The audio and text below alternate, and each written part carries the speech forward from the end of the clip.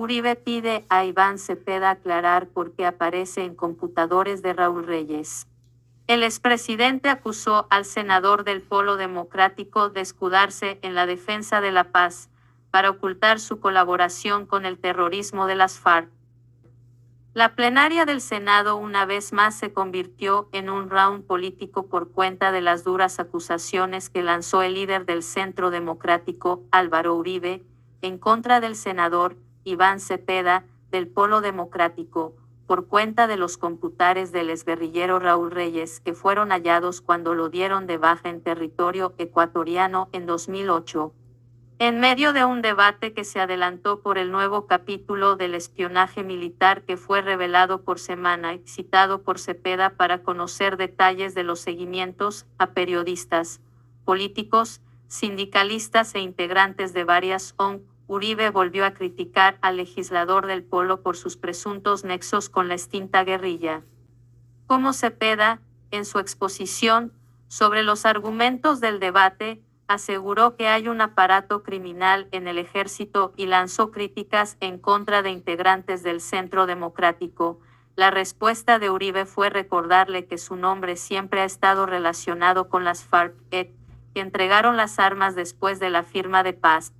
En esos computadores de Raúl Reyes, hay varios correos que vinculan en la farpolítica al senador Cepeda. Al país le deben la investigación de la farpolítica y hoy el senador Cepeda se escuda en los valores de la democracia y en la atractiva palabra de la paz, cuando él no fue un luchador por la paz, sino un colaborador del terrorismo de la FARC, dijo Uribe. El expresidente recordó que Cepeda, según él, ha sido amigo cercano de Iván Márquez y de Jesús Santrich, prófugos de la justicia, y que hay correos que así lo demuestran. Por esa razón, Uribe leyó uno de esos escritos que estaban en el computador de Reyes. Por pedido del compañero Iván Cepeda estoy coordinando la unidad de las marchas, que se harán en todos los países, el próximo 6 de marzo, resulta imprescindible que todo sea unificado para dar un golpe de efecto mucho mayor. Finalmente, Uribe defendió a Rafael Nieto Loaiza, a quien Cepeda acusó de ser uno de los receptores de la información que se recolectaba en los espionajes militares. Contexto: la muerte de Raúl Reyes le dio la vuelta al mundo. Raúl Reyes fue dado de baja el 1 de marzo de 2008 en una operación llamada Fénix que incluyó un bombardeo en el campamento, ubicado en zona rural de Santa Rosa de Sucumbíos, en Ecuador. Allí fueron abatidos el excomandante de las FARC y 16 guerrilleros que lo acompañaban. Dicha operación generó una crisis diplomática con Ecuador y Venezuela, países que cuestionaron la violación de su soberanía. Bueno, gente, ahí está, vea, en el computador de Raúl Reyes aparece Iván Cepeda, miembro del grupo terrorista y que daba órdenes. A Raúl Reyes recibía las órdenes cuando éste le dijo que tenía que apoyarlo para una manifestación, o sea, que tenían que obligar a la gente a salir a hacer una manifestación. Iván Cepeda le ordenaba a Raúl Reyes. ¿Quién era Raúl Reyes?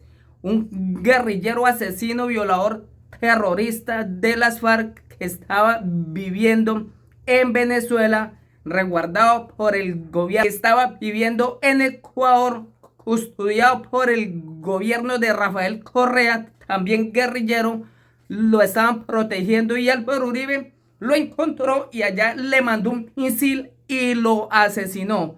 Bien muerto esta rata, y en los computadores de Raúl Reyes se revela las alianzas de Iván Cepeda con el grupo terrorista de las FARC, que le mandaba mensajes a Raúl Reyes qué era lo que tenía que hacer. Escuchen estos explosivos audios para que ustedes se den de cuenta quién es esa rata criminal de Iván Cepeda, miembro activo del grupo terrorista de las FARC. Iván Cepeda, la venganza del heredero del Frente 42 de las FARC. El Frente 42 de las FARC, que lleva el nombre del extinto Manuel Cepeda Vargas, diariamente ese frente le rinde honor perpetrando masacres contra el pueblo colombiano. Manuel Cepeda con el secretariado de las FARC. Manuel Cepeda Vargas fue un ideólogo de izquierda, tal vez quien mejor aplicó el concepto de las distintas formas de luchas para alcanzar el poder. No en vano su compañero de lucha Álvaro Delgado lo describe en su libro Todo tiempo pasado fue peor, como un hombre sin escrúpulos que se enamoró del monstruo que creó junto al Partido Comunista FARC, de cómo Manuel Cepeda Vargas ayudó a las FARC a limpiar el Partido Comunista de todos aquellos que se cansaron de las masacres y violencia que las FARC ejecutaba. Por su parte, Stephen Dougley, en su libro Armas y urnas con una sola frase, muestra lo monstruoso que llegó a ser Cepeda Vargas.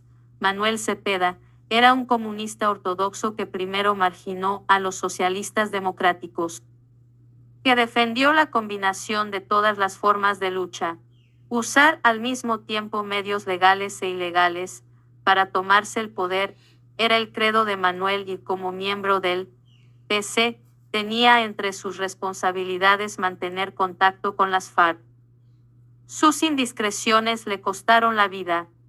Gracias a su tenacidad en la defensa de la lucha armada sin importar el método, las FARC han bautizado su frente más sanguinario con el nombre Manuel Cepeda Vargas. No es en vano que el frente de las FARC, que no le importa arrasar con un pueblo entero con tal de asesinar unos cuantos soldados, lleve su nombre. Solo hay que ver cómo su amigo militante del Partido Comunista Álvaro Delgado lo describe y de cómo se le muestra en el libro Armas y urnas, en la que desenmascaran a un hombre que ayudó a aniquilar su propio partido político para justificar la lucha armada. Para un siniestro personaje como este, le cabe muy bien el adagio popular que dice el fin justifica los medios.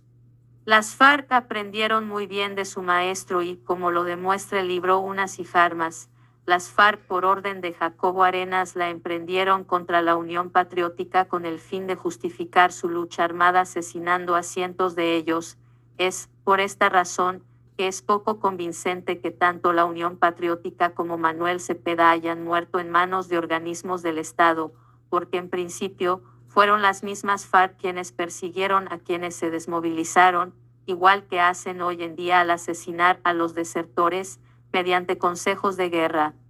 Manuel Cepeda fue asesinado en Bogotá el 9 de agosto de 1994, y el Estado colombiano, ante la falta de una política de defensa jurídica, fue condenado por la Corte Interamericana de Derechos Humanos a reconocer el asesinato de Manuel Cepeda y a escribir una biografía sobre su vida, mostrándolo como un hombre integral, para limpiar la memoria de un ser que realmente, si su vida fue como la pintan sus compañeros de lucha, le ha hecho mucho daño a nuestro país y en su nombre han corrido ríos de sangre. Sin embargo, este capítulo no terminaría aquí, pues el mismo Carlos Castaño Gil, creador y jefe de las Autodefensas Unidas de Colombia, en su libro Mi Confesión, en su página 213 confiesa haber dirigido y ordenado el Comando de Autodefensas que terminó con la vida del entonces senador Manuel Cepeda, como represalia por un asesinato que ordenó las FARC fuera de combate, es decir, para Castaño Gil la muerte de Manuel Cepeda sería un golpe que les dolería a las FARC. La Corte Suprema de Justicia declaró la prueba como ilegal, por no ser aportada en su debida oportunidad al proceso, dejando así la creencia que fueron agentes del Estado quienes asesinaron al miembro de la OP. Pero el testimonio de Carlos Castaño es corroborado por su concuñado Jesús Emiro Pereira, hombre de confianza del jefe de las Autodefensas, aseguró que la acompañó al comando que cegaría la vida de Cepeda. La hora de Iván Cepeda Castro. A su vez su hijo, el ahora senador Iván Cepeda Castro, quien siempre ha militado en los partidos de izquierda y quien hasta estuvo viviendo en la Cuba comunista durante su infancia, se hizo electo senador por el Partido Polo Democrático, ha librado su más empedernida lucha para tratar de demostrar que a su padre no lo mató Carlos Castaño sino el Estado colombiano y así limpiar el nombre de su extinto padre, aun cuando Castaño confiesa haber terminado con la vida del último senador de la OP. Cepeda Castro ha tratado por todos sus medios posibles de que la muerte de su progenitor sea reconocida como crimen de Estado. Más pareciera que su interés no fuera esclarecer su muerte, sino que en la memoria de los colombianos quede grabado que fue el Estado colombiano quien le quitó la vida. Ahora Iván Cepeda Castro, como fundador de la Fundación Manuel Cepeda Vargas y desde su fuero de defensor de derechos humanos de víctimas de Estado, se ha propuesto contar la historia del conflicto a través de organizaciones como Memoria Histórica, quien es presidida por el confeso exguerrillero de León Valencia. Si Iván Cepeda ha pretendido tergiversar la historia de la muerte de su padre, ¿cómo podemos esperar que sea contada la historia del conflicto? Tal vez de la misma manera en la que pretende ocultar que la muerte de su padre fue ejecutada por Carlos Castaño. También Iván Cepeda es un reconocido detractor de las fuerzas militares. Hay que recordar episodios y enfrentamientos verbales como el que tuvo con el general en retiro Jaime Ruiz, quien hacía mención del hijo de un extinto jefe guerrillero que siempre se oponía al fuero militar, y esa es la realidad. Cepeda a principios del 2013 demandó el fuero militar y, finalmente, la Corte Constitucional lo declaró inexequible. Realmente es una vergüenza que Colombia sea de los pocos países que los militares sean juzgados por la justicia ordinaria, que nada conocen de temas, procedimientos y acciones dentro de un conflicto armado. Pero al mismo tiempo, que Cepeda pide que los militares paguen por sus desatinos en el conflicto, pide que a las FARC por cometer desapariciones forzadas, poner minas quebrapatas, reclutar niños y niñas para la guerra en donde son violadas y posteriormente obligadas a abortar, por atacar la población civil, por secuestrar y extorsionar se les condene con una curul en el Congreso.